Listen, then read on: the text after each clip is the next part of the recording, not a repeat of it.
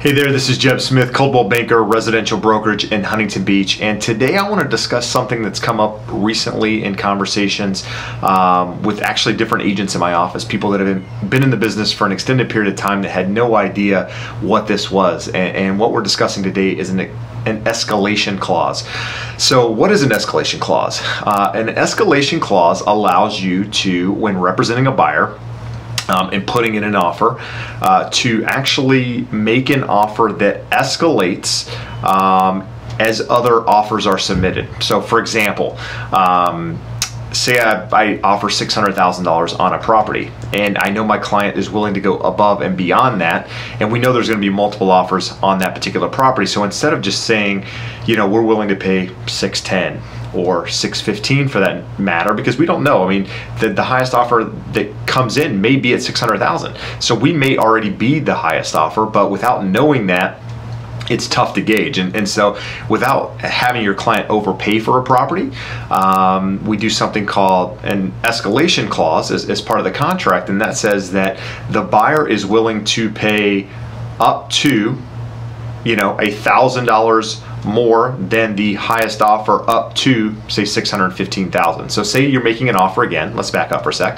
for $600,000, and your contract states that you're willing to offer $1,000 more than the next highest offer, up to $615,000. So if somebody came in, for example, in addition to you, say there were 5 other offers, and the highest out of that 5 was $610. That escalation clause allows you, then takes your offer and says, okay, well, this guy put that escalation clause in there, so that $610 is now a $611 offer. Now, the caveat to that, right, as part of the agreement that we make, or part of what we put in writing when doing an escalation clause, is that the listing agent has to provide proof of the highest and best offer, right? So there's nothing to say that they couldn't get their buddy down the street to write an offer at $615 and what have you, because that could definitely happen. But you know, you're supposed to be ethical in this business, and you're supposed to, you know, operate your business based on ethics. So we're going with the idea that these people are being ethical and providing an offer that was truly submitted on that property that, you know, said that those people were coming in at $610, which would push our offer to $611. So even then, they agreed to say the $611 back to us. My client still has the opportunity to say, you know what, I don't want to pay $611 for it, we're moving on, or we've decided not to move forward. So just because your offer gets accepted doesn't necessarily mean you have to move forward, but generally you would only put that escalation clause in an offer if you were truly, you know, if that's the property you truly wanted, per se, and didn't want to take the opportunity to lose it. Now, if somebody offered more than $615, then your escalation clause would be out the door. So your offer would kind of be off the table at that point.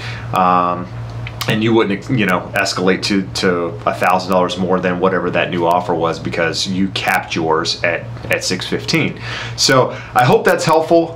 There was a lot of agents in my office that weren't familiar with the phrase and had actually never used it in negotiating, and so it's helpful when writing an offer and you're in a multiple offer situation, and you know you're willing to pay more, and you're willing to go up to a certain amount, but you don't want to show your cards or your hand right to start with. So you don't want to say, hey, I'm willing to pay $615, because if you do that, then, you know, chances are, you know, you could get somebody, you know, the listing agent just says, hey, look, we have an offer at $615, although that's not ethical. Then somebody could just write it higher, or you could have the case where somebody, you know, writes it for $602, and then you've already shown your hand and said, hey, I'm willing to go to $615. So you've overpaid, in theory, for the property. So anyway, I hope, again, that's helpful. You know, I love to answer these questions. I love to talk about this stuff. So if you do have additional questions, let me know. You know, if you like these videos, you know, hit the like button below, subscribe to my channel. It's all about, you know, trying to help guide people through the real estate process, buying and selling. And, you know, I love what I do, and I'm here to help. So feel free to reach out to me. Talk soon. Bye-bye.